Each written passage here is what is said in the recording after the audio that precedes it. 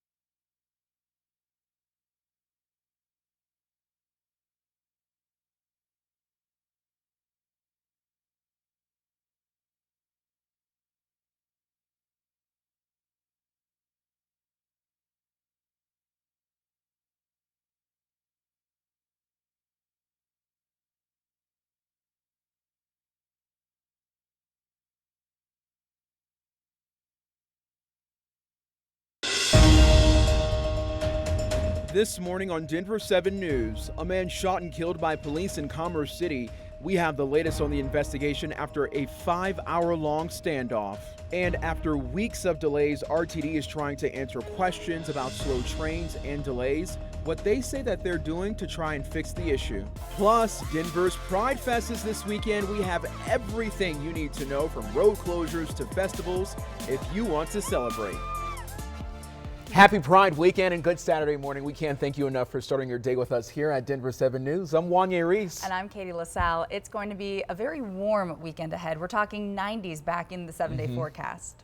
We're going to give you a live look outside from where Pride is going to be happening this morning. I believe they're going to be having a 5K that's going to be happening, Katie, and lots of sunscreen. Water is required because it's going to be heating up. Oh, that'll be the name of the game all weekend long. It's really nice in terms of temperatures out right now, very mild, upper 50s downtown Denver. So some good running conditions this morning, but do expect the heat to build into the afternoon. If you're looking to beat some of the heat this weekend, the mountains will be a great place to be. We will be talking about the possibility for a few late day thunderstorms and showers, though mainly after 2 p.m. We do have another air quality warning in place for the Front Range Denver metro area north to the border. So if you do suffer any respiratory issues, fall into a sensitive group, you may want to limit time outdoors. Right now, temperature-wise, we're mainly in the 50s and 60s across the plains, 40s in many of our high country towns, so a cool start to the day. But your metro area planner, as you can see, by 11 o'clock, already 81 degrees and daytime highs set to soar to the high 80s, low 90s. Even warmer tomorrow, and we will be talking about the chance for a few isolated gusty storms. I'll show you where we're expecting those coming up in your full forecast. This morning, a man is dead after getting shot and killed by Commerce City police after a nearly 5-hour standoff involving a hostage. The standoff started at 2 yesterday afternoon outside of an apartment complex near East 72nd in Niagara. Police say an armed man wanted for domestic violence barricaded himself inside a home after attacking a woman.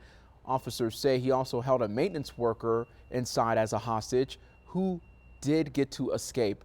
Police say the suspect refused to surrender and threatened to shoot officers. At that point, Commerce City police shot and killed the suspect. We're very appreciative of the community's cooperation. They were wonderful witnesses. We couldn't ask for anything more. Very supportive and very patient. While this went on for 5 hours, it was scary. You know, there was a code red issued, so people had to shelter in place. That's a long time to ask somebody to stay inside without being able to give them very much information about what's going on. But we also know that an armed suspect has the ability to check social media and can find out exactly what we're doing if we're posting about that. So we're very meticulous about when we release information, how we release information, so we can make sure that the public's safe in this entire thing as well. Yeah, definitely a scary situation there. Police are searching through the unit where the man was barricaded. The woman who was attacked is being treated. Also in Commerce City, police are investigating a multi-motorcycle crash that sent 3 people to the hospital. It happened last night on westbound 270 near York Street. Police say that 2 bikes were likely driving at a fast speed, lost control and crashed. 2 drivers and 1 passenger were taken to the hospital. The teenager was badly hurt. New this morning, several people were rescued from Boyd Lake in the state park there, and Loveland Fire Rescue crews say that they were called out to the lake around 9:30 last night, and their rescuers found 7 people in the water near the swim beach. Crews say they were capsized paddle boarders or were unable to make it back to shore. Everyone reported missing was found and is now safe, but just a reminder to please stay safe on the water this weekend. In other news, the community is demanding justice for an unarmed man shot and killed by Aurora police. A rally was held last night in front of the Aurora Municipal Center in support of Kylan Lewis, a man who was shot and killed last month by Aurora police. The group is demanding justice and transparency in his death.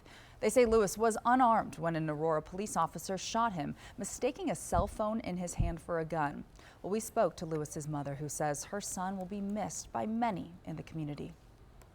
Even as a kid, generous, giving, kind-hearted, loving, and he loved to do things with family, friends, and even people he didn't know. He was always heartwarming, that spirit. Police, they shot Lewis while attempting to arrest him on a warrant for attempted murder. Lewis's family says they want the officer who shot him arrested and plan to sue the Aurora Police Department. Our partners at the Denver Post say a judge won't rule on a request from a former Aurora police officer convicted in the death of Elijah McClain to change his sentence. Randy Rodema is serving a 14-month sentence after a jury convicted him of criminally negligent homicide and assault in Elijah McClain's death. Last month, Rodema requested to be moved from jail to house arrest. He said it was because he suffered from PTSD related to his time served in Iraq and that he's been the target of attacks in jail. The judge says yesterday that he doesn't have jurisdiction to reconsider the sentence because Rodema is currently appealing his conviction.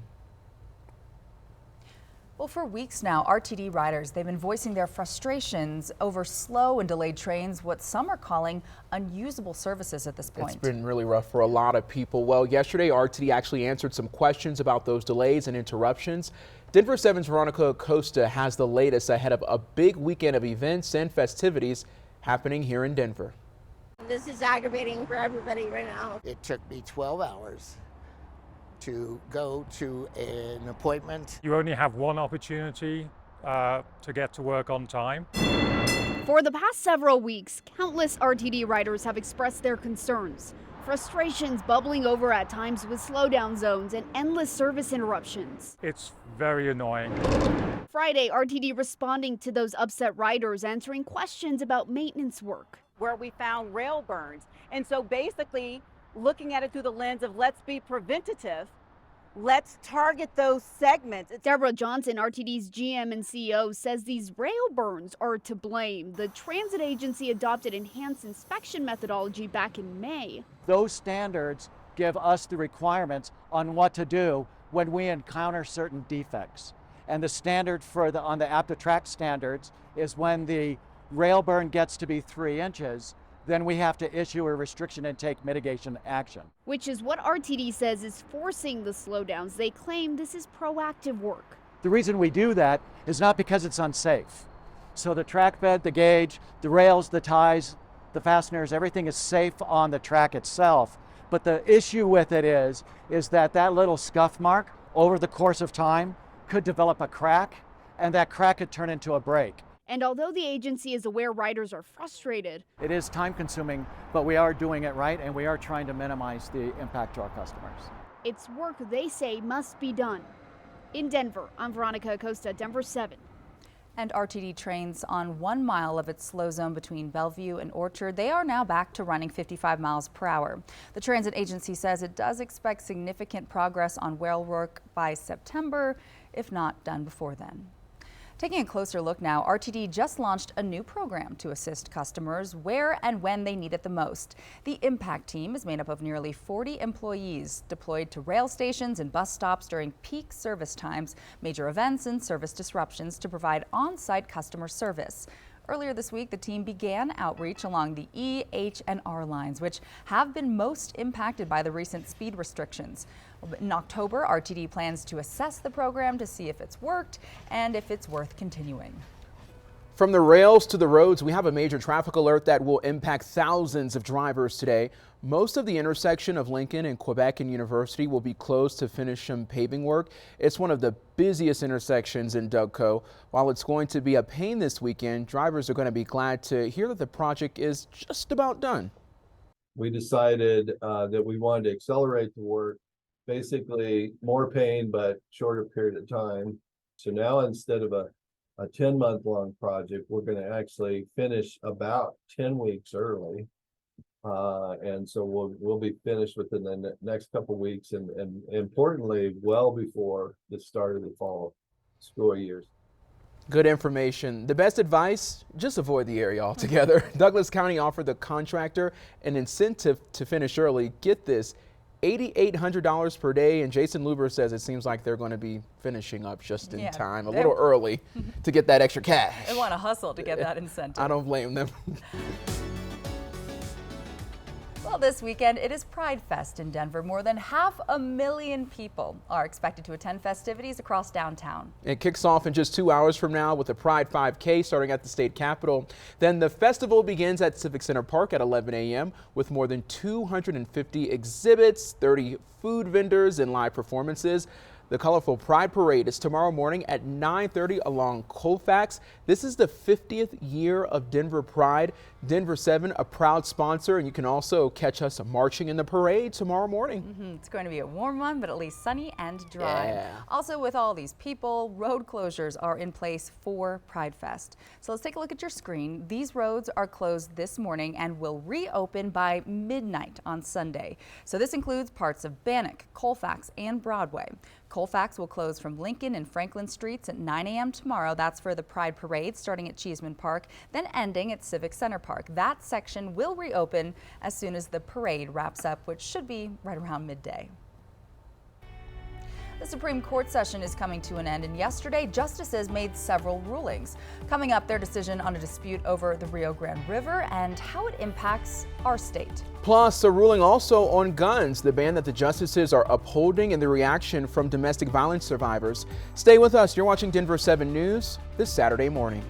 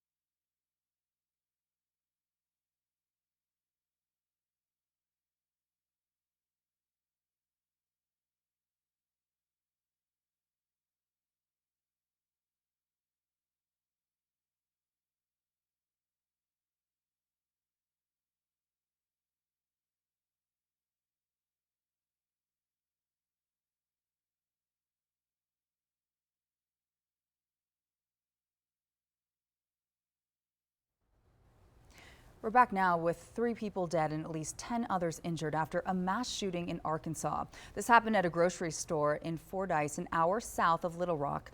2 of the officers who responded to the scene were shot. They reportedly have non-life-threatening injuries. Well, the shooter was shot by police and has been taken into custody.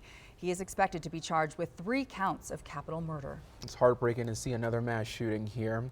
Well, now to a new ruling from the U.S. Supreme Court. In an 8-1 vote yesterday, the justices upheld a ban against people who have domestic violence restraining orders from owning a firearm. Research shows an abused woman is 5 times more likely to die from a domestic abuse situation if a gun is involved. Domestic violence survivors say this could save lives. They listen to survivors. They listen to us.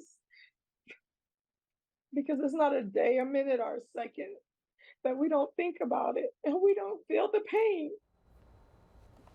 Justice Clarence Thomas was the only dissenting vote. The Supreme Court also ruling on a case concerning a decades-long dispute over the Rio Grande River. The justices rejected a water sharing plan between Colorado, New Mexico, and Texas. In the 5-4 decision, they said the plan did not account for the federal government's interests. All 3 states, they did agree on the plan, which was recommended by a federal judge. Colorado Attorney General Phil Weiser says he's disappointed by this ruling, but will continue working with the federal government and the states to find a solution here. A retirement celebration decades in the making. How this week's Everyday Hero helps grieving Colorado children cope with loss by simply letting them be a kid, Katie. And if you're heading outdoors today, do make sure you stay hydrated, plenty of sunscreen. Today, highs in the 90s in Denver, 70s and 80s in the high country. We'll talk more about the chance for thunderstorms developing later on today when we come back.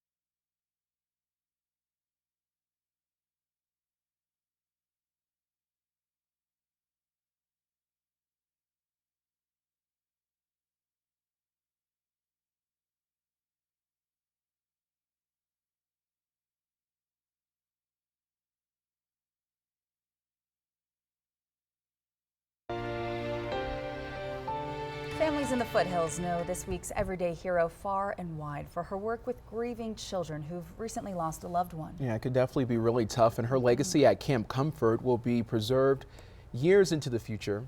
Here's Denver7's Jason Grinauer with the story.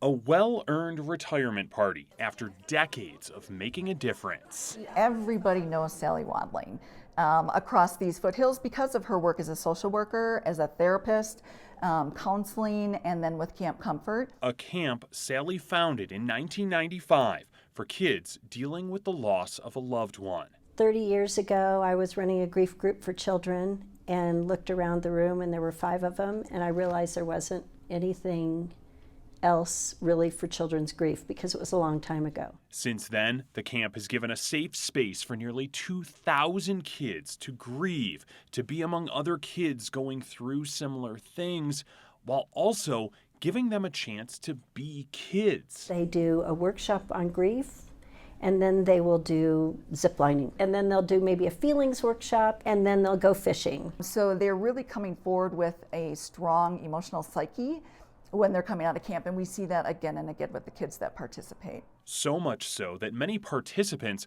return years later as volunteers. We have had 20 volunteers that were campers when they were kids. That's how much it meant to them. And while Camp Comfort will continue on that mission at no cost to any of the campers, after a 34-year career, Sally is hanging up her camp counselor boots. We age out of things. The kids don't get any older, but I do. So for her years of service, on behalf of Denver 7 and West Shore Home, I'd like to present to you an Everyday Hero Award. I just saw this the other day and I thought of people I was going to nominate. Oh my God. in Evergreen. One of my deepest loves is this camp. I'm Jason Grenauer. It's worth every minute that we give to it. Denver 7. Oh, a big congratulations to you, Sally. Phenomenal work that you're doing there. If there is a hero in your community that we should recognize, you can nominate them on our website at denver7.com/hero. Brutal heat expected all across the country this weekend with dangerously high temperatures ahead. Yeah, from everywhere. ABC's Morgan Norwood is at New York's Rockaway Beach hoping for a morning breeze. This morning, more than 110 million Americans facing a weekend of dangerous and excessive heat. From Indiana to Pittsburgh, feels like temperatures could top between 102 and 110 degrees. The blistering heat across the eastern seaboard creating potentially life-threatening conditions for those outdoors for prolonged periods. In Tucson, Arizona, shipping containers repurposed as cooling centers. They don't have somewhere where they can escape the sweltering heat, the intense sun. And in Pennsylvania, tenants baking indoors, dealing with no air conditioning. It's been like torture in here. Miserably hot. It's miserably hot. The heat also wreaking havoc on travel. In New York City, rail service suspended for hours for a second day after a train got stuck in the tunnel, triggering cancellations and delays. I don't know how long this is going to continue. It's just horrible. And the dangerous heat wave already taking a toll. ER visits in New York and New Jersey up 800% just this week. I mean, definitely very interesting. I mean, literally from the West Coast all the way to the East Coast, everybody's dealing with some type of weather extreme. And I know a lot of people are going to be enjoying Pride this weekend. We say it all the time. Sunscreen, water, it's going to be your best friend. Absolutely. We are expecting 90s to return here over the metro area. Low relative humidity expected throughout the afternoon. Temperatures right now in the low 60s, so it's mild out there, and winds relatively calm. The mountains a great place to escape some of the heat expected to build over the plains today. A gorgeous shot from Vail, crystal clear skies, but we will be seeing a few isolated gusty storms form over higher terrain later on today, and I'll show you where we're expecting those. But right now, nice and clear, green river rushing over Glenwood Springs. A great weekend to be out and about. Lamar over southeastern Colorado, a little more cloud coverage waking up to there this morning, and across the Denver metro area, a big portion of the Front Range and north under an air quality warning. We typically see these on hot and dry days. Temperatures today expected to hit the low 90s. So if you do suffer respiratory issues, asthma, lung disease, any sensitive groups may want to limit time outdoors because it could be a little bit stuffy with that haze and air pollution a little bit higher. Temperatures right now, we're in the 40s, Steamboat, Leadville down through Gunnison, low 60s over the eastern plains. Your metro area planner today, a lot of sunshine. So by noon, low to mid 80s here downtown. Dry conditions for the first half of the day, but our UV index very high to near extreme. So you'll definitely want to limit time outdoors if it gets too hot. Find shade, sunglasses, sunscreen, you know the drill. Burn time can occur in as little as 15 minutes. So just protect yourself and your family. Highs this afternoon, upper 80s, Highlands Ranch, low 90s downtown, so slightly above normal temperatures. Usually this time in June, we see a high of 86. In Denver, we're expecting upper 80s in the Springs and over portions of the northeastern plains. Pleasant temperatures out west, Steamboat in the upper 70s, same further down to the south near Pagosa Springs. Across the western slope, spots like Grand Junction could see an isolated strong to even severe warned storm, so best chance for seeing some of that heavier rainfall. But general thunderstorms possible over a big portion of the I-25 corridor. After about 12 o'clock this afternoon, you can see mainly in the mountains. That's where we'll see those thunderstorms and showers form into our northern and central high country, widely scattered. In Denver, it's mainly going to be an increase in cloud coverage, some gusty winds, a few light sprinkles, so it shouldn't interrupt many outdoor plans. If you hear that rumble of thunder, though, definitely make your way inside. Temperatures today will top out in the 90s and mid-90s expected for tomorrow, and a dry day ahead. The Pride Parade happening tomorrow morning. Denver 7 is sponsored. By noon, we'll be in the upper 80s, so definitely want to layer up in the morning and stay cool out there. Tomorrow, a high of 95. The heat really building on Monday. Upper 90s expected, a ridge of high pressure in control. More storm activity expected, Wanye, by the middle of the week, but this 7-day forecast, summer officially here, and it'll really feel like it. Oh yeah, summer's coming in with a bang. An Avs player is hanging up his skates. We're looking back at his career and what's next for Cox. All that and more coming your way in sports.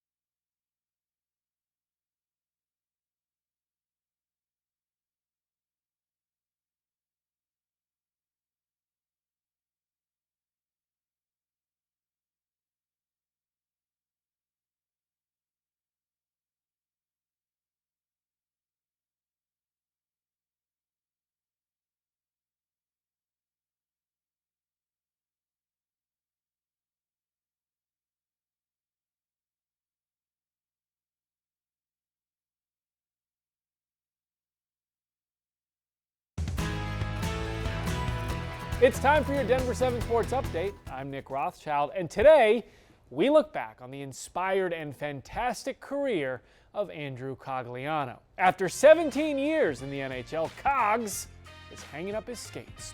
He retires as the 9th longest tenured skater in the NHL, playing nearly 1,300 games. At 37, Cogs' skating career is over, but his hockey career continues. He'll join Joe Sakic in the Avs front office, assisting in a variety of roles, including player development, scouting, and working with the Colorado Eagles. Now, beginning last night out in Oregon, athletes are battling for tickets to Paris as part of the U.S. Olympic track and field squad. But this weekend, right here in Colorado, younger athletes are taking a step on that same journey. Denver 7's Brady King files this report from the 2024 USA Junior Olympic Track and Field Championships. The Junior Olympic Track and Field Championships only comes to Colorado every 4 years. I feel like it's really cool because it gives Colorado a chance to show all their amazing athletes at this meet while also the trials is happening. And we're able to showcase how much talent we have throughout all the ages, not just high school athletes. We're able to see young athletes being able to compete and being able to show off their skills. Lindsay Minter owns the Wings Above Colorado club team, devoting her time to helping youth athletes reach their potential. I'm always about making sure kids stay active and healthy. And so I think what track and field does is it gives them something to have goals for. They learn how to self-motivate, and then some of these kids need home. And so these track families all across Colorado provide a home for these kids.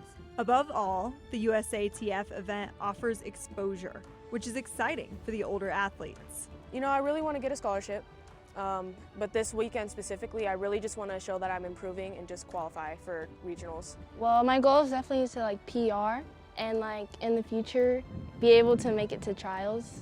For the younger athletes, it's a chance to work on their craft and have some fun. Something that I love about track is that you get to run. You get to run. Running can be hard for most people. Why do you like it? I'm just like a go-getter and I always want to do things fast. Major's 4x1 relay team is really fast, currently ranked 4th in the nation. My biggest goal for Saturday is just to work hard. In Denver, Brady King, Denver 7 Sports. Good stuff, Brady.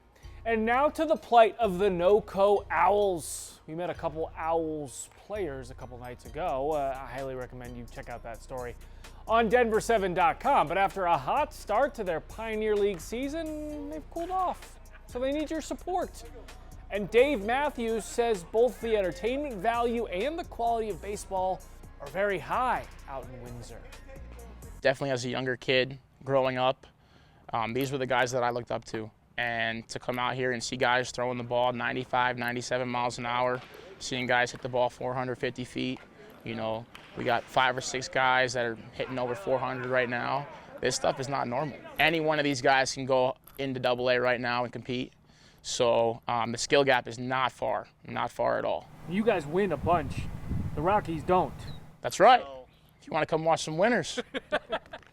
Whoa, Rockies catching a stray there. Well, it's Saturday, so make it a good one. I'm Nick Rothschild. This was your Denver 7 Sports Update.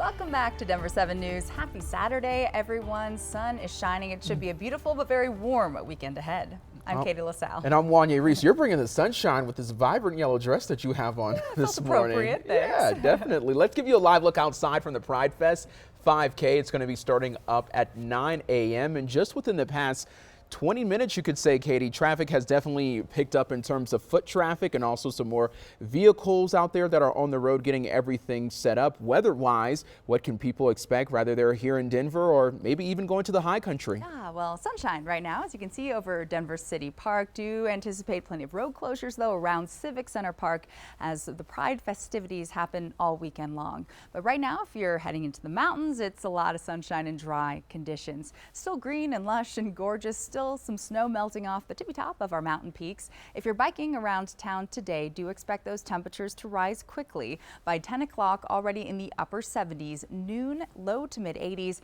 and highs today will return to around 90 degrees downtown to the airport over the northeastern plains. Upper 80s by 3 p.m. for Boulder, Highlands Ranch, and further to the west. Highs will mainly be in the 70s. Now later on today, we do have the chance for scattered thunderstorms and showers. Risk of severe weather low in the mountains and even warmer statewide tomorrow.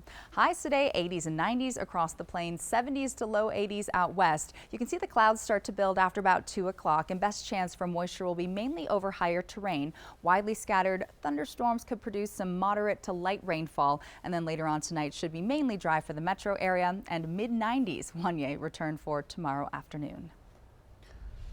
Colorado's primary election is this upcoming Tuesday. Voters in the state's 8 districts will select the Republican nominee for Congress. Denver 7's Brandon Richard takes a look at who's running in the primary.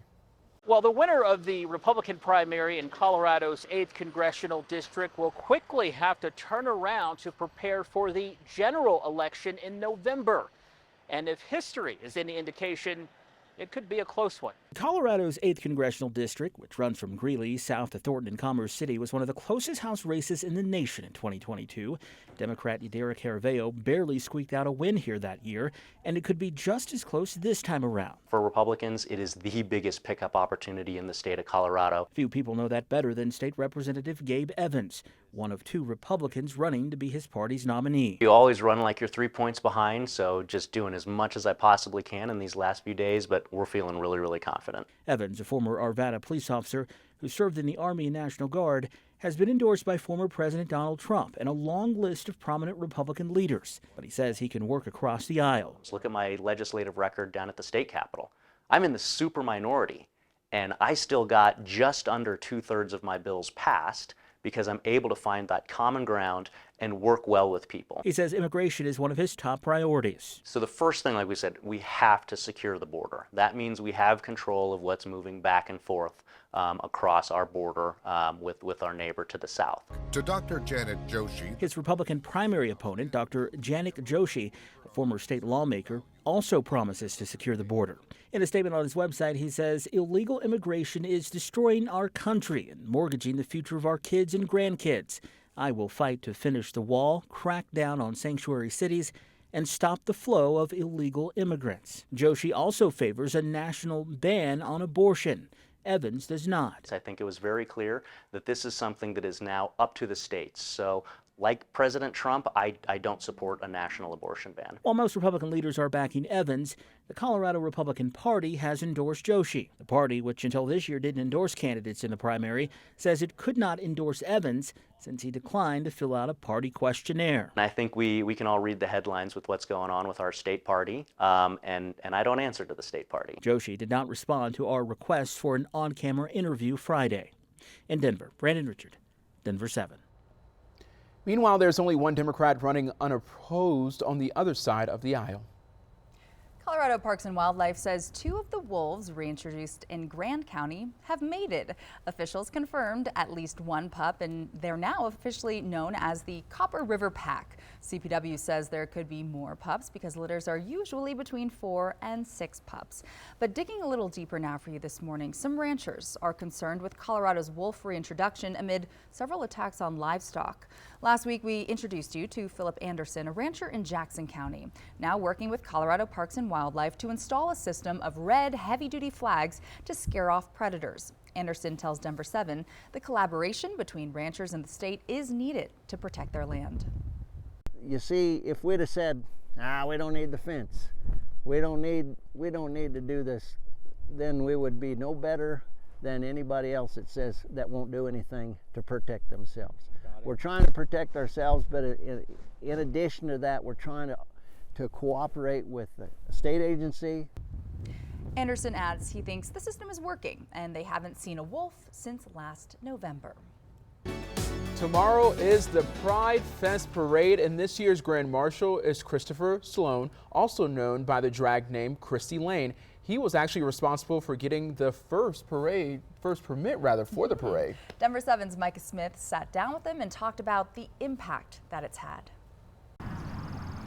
When we left Cheeseman for the first march/parade, we started walking down the street. There was only 200 of us. Sounds small compared to current Pride events, but Christopher Sloan, also known by the drag name Christy Lane, says that small-ish gathering had a huge impact on Denver and his entire life. There was a theatrical group in town called the Toby Foundation. At a Toby meeting, somebody said, "How come we don't have a parade like they have in New York?" I don't know. Well, I'll go see if we can find one. So I wandered down to the office of the city manager and told him that we wanted to have a civil rights march or parade. You were hesitant to say this was a gay rights parade or a gay rights Yeah, because march. the city fathers and the amount of discrimination that went on in the gay bars and in the social scene. And it was a very nice older woman, and she walked me through the processes. But just days before parade time, Sloan said he still did not have a permit, so he went back to see the clerk. She said, "I'm sorry, we just decided that we're not going to allow this." And that same evening, I called a friend and said, one lawyer said, "Do we know anybody in government who could help us?" He said, "We know an admin in the governor's office." I get a call back 2 days later from the governor's office, and the gentleman on the phone, and I have no idea who it was, said to me, "You can go ahead and do your march." And the gentleman who brought the permit brought 4 sheriff's cars and 2 unmarked cars. So the first, which was to be a march parade, became the first time we were able to parade down the street. Down the street and into history books. But the one-day parade didn't just launch an annual event. It led to the creation of a 365-day-a-year resource. All of us were starting to work together to solve issues, to see what we could do. And one gentleman in town, Richard Reed, threw a show and raised $35 to have somebody sit at a desk that you could call and say, "I need an STD test, or is there a lawyer that I need help with?" So that $35 turned into the center. With the start of the center on Colfax and the first Denver Pride Parade behind him, Sloan moved to California, where a life-changing discovery launched him into a different kind of advocacy work. I left here in 1980 to go back to college. All of a sudden, I had AIDS. I used the same infrastructure we put together for the center to open a San Joaquin AIDS group. Over time, Sloan's health deteriorated. So I came back and I weighed very little. Denver Health put me back together. Sloan says these days he's feeling much better and his advocacy work has never stopped. And because of that work, this year, nearly 50 years after Sloan applied for that first Pride Parade permit, he's preparing to serve as Grand Marshal. I carry with me 50 years of people's names that are no longer here. And just like that first parade, there's kind of a dip in the road there, and you come up, and we had walked down with the banner. There were about 1,800 people who had joined us on the way down. They were behind us. We didn't know they were there. Sloan says friends, allies, and fellow freedom fighters he didn't always know were there have joined him on his parade through life. Reporting in Denver, Micah Smith, Denver 7. Such a great story. A Colorado man closes in on his goal of reaching the World Triathlon Championship. How you at home can help him cross the finish line. Stay with us.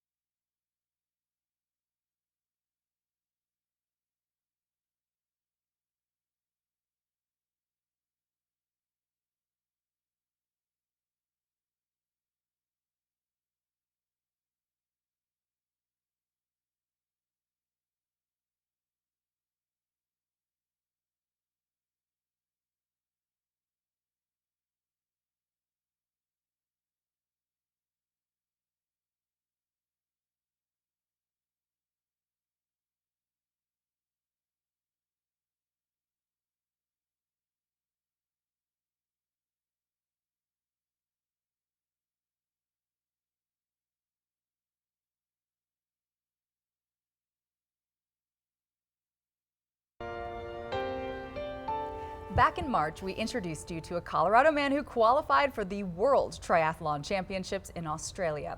But Ben Bernier needed a little assistance getting there to compete, so we started a fundraiser to try and help. And great news once again, our Denver 7 Gives viewers show just how generous you are. Denver 7's Katie Parkins is following up with Ben as he prepares for the big competition. Since we talked to him last, Ben Bernier has been putting in the work, logging miles running, bicycling, and swimming, dutifully preparing for his second chance to compete on the world stage. It's my second shot at Australia, and it's coming together. This is gonna happen. That's pretty cool. I'm pretty excited. Ulcerative colitis took Ben out of the running to qualify for the Sydney Olympics in 2000. But this time around, Ben has his coach and longtime friend Tristan helping him train and plan for every contingency. Tristan's my outlet. If it's going well, she tells me, don't worry, it won't last. If it's going poorly, she's there to tell me, don't worry, it won't last. And Ben's team is even volunteering to do a practice race with him in Utah, ahead of the World Triathlon Championship. For so many years doing it individually, and then the outpouring of support from the community and people reaching out to me, whether it's social media or just on our team or whatever, it's been overwhelming. You, our viewers, are a part of that community, making it possible for Ben to represent his country and compete in August.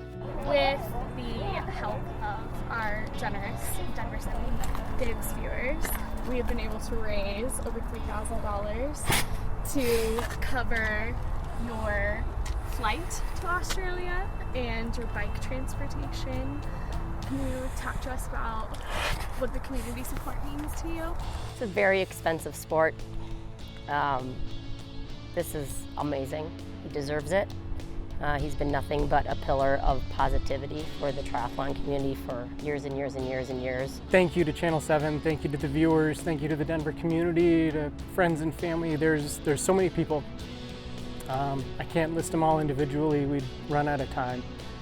But just know that I know who they are, and thank you. And even those that I haven't met, thank you twice.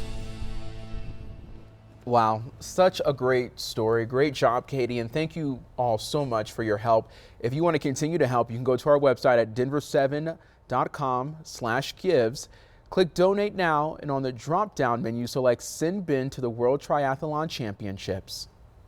Anything over the $10,000 goal will be given to Team Challenge with the Crohn's and Colitis Foundation and the American Stroke Association. Cutting down on methane emissions through composting, the new citywide effort underway over in Inglewood to keep food waste out of our landfills. Katie.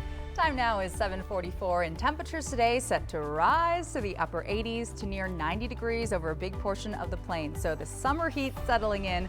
We'll talk more about our next chance for more rain coming up.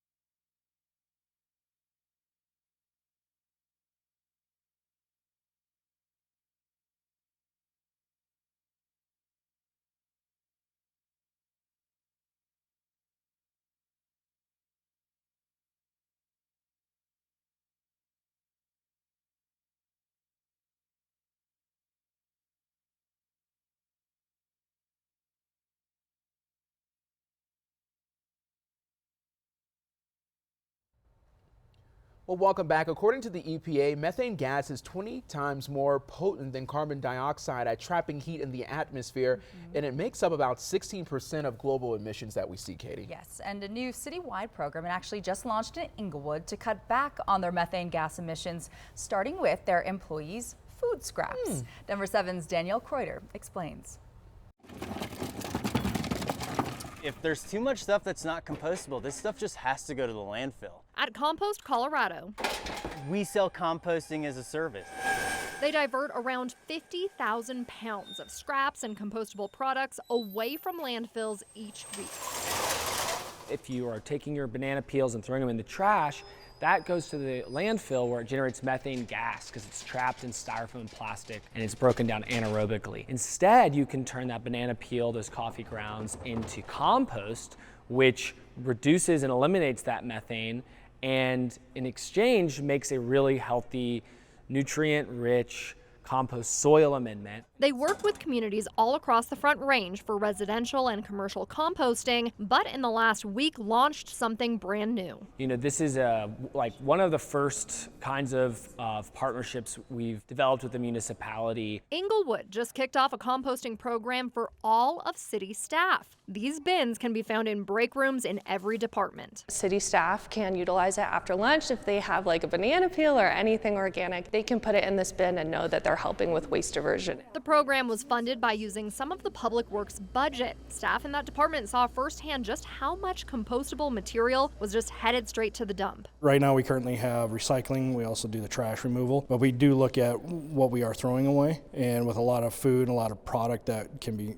in compost, we decided it'd be a really good program to add to it. Those little bins are expected to have a big impact once all 600 plus city employees join in. The first few weeks you might expect, you know, about 1 or 2 tons of diversion across their municipal buildings, but that might, you know, snowball into maybe even 10 tons a week from across all their departments. And the hope is that the commitment to composting spreads beyond government buildings. We hope that they take that information and bring it home to their friends and family and get them excited about composting too. In Inglewood, I'm Danielle Kreuter, Denver 7.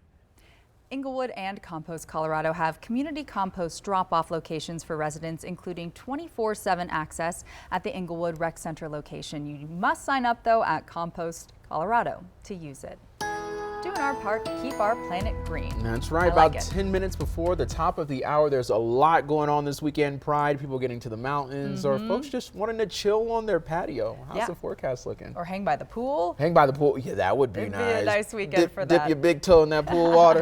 Well, we saw the summer solstice Thursday, so it's the first official weekend of summertime. Low 60s right now, so nice and sunny and mild out the door and in the mountains. Dry conditions currently. Sun is shining over Vail. A great day to take a hike, explore spots like Rocky Mountain National Park. You still see a little bit of snow left on our higher mountain peaks, but that has melted very rapidly over the past several weeks.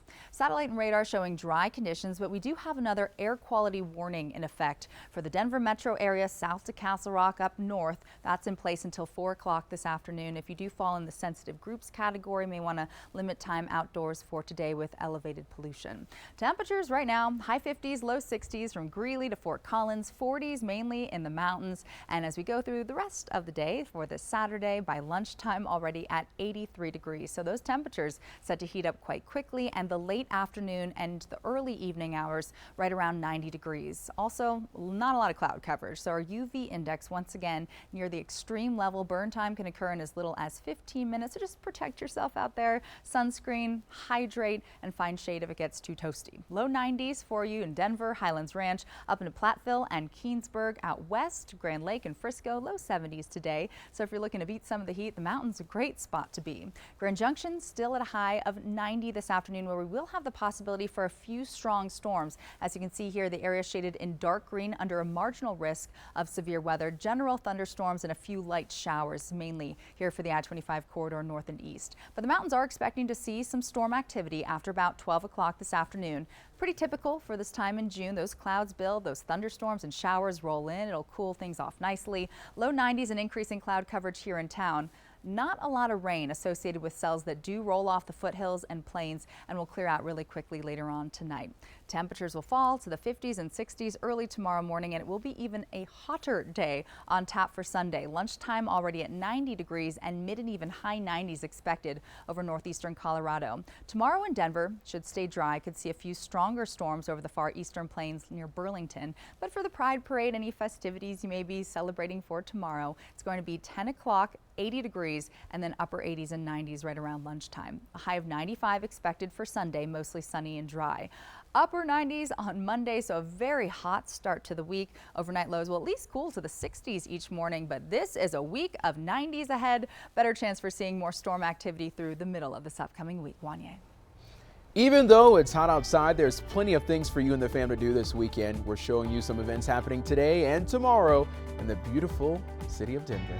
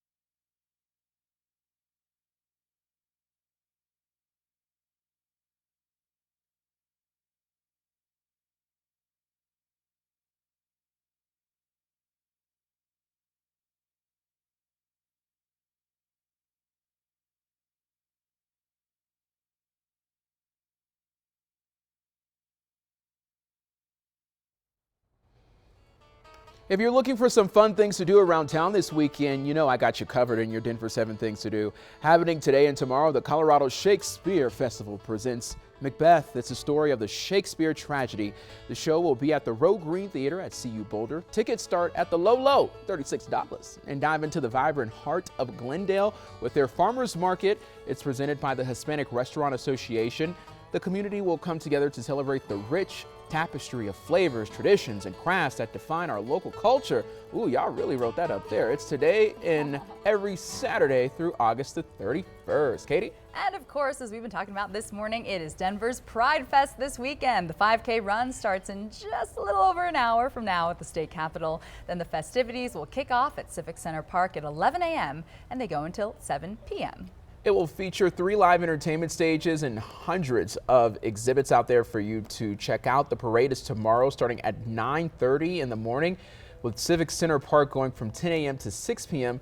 Denver 7 is a proud sponsor and we will have live coverage of the parade tomorrow morning if all goes well. So hopefully you'll join us for that. Yeah, and weather-wise, it should be really nice for the parade, the 5K this morning, but do expect a few storms to pop up later on this afternoon. No risk of severe weather for the Denver area. A lot of sunshine. Stay cool out there this weekend. By 11 o'clock, we'll be in the low 80s downtown, and highs today in the low 90s. Fort Collins, Greeley, into Denver and west in the mountains, 70s, and even some low 80s there in Eagle. Best chance for thunderstorms will be today in the high country, 70s for highs. Tomorrow, no risk of severe weather, but some general storms will be around, and we'll let you know of any risk of severe weather as we get into the middle of the week, where we'll have a better chance for thunderstorms, but 90s all week long too. Wow. Well, thank you all so much for joining us. Katie's got a dash. We got some big things happening. We're getting ready to move into our new building with our new set, so that's going to be fun. More on that soon. We'll see you at 9 a.m. Up next, it's Good Morning America. Make it a great Saturday, Colorado.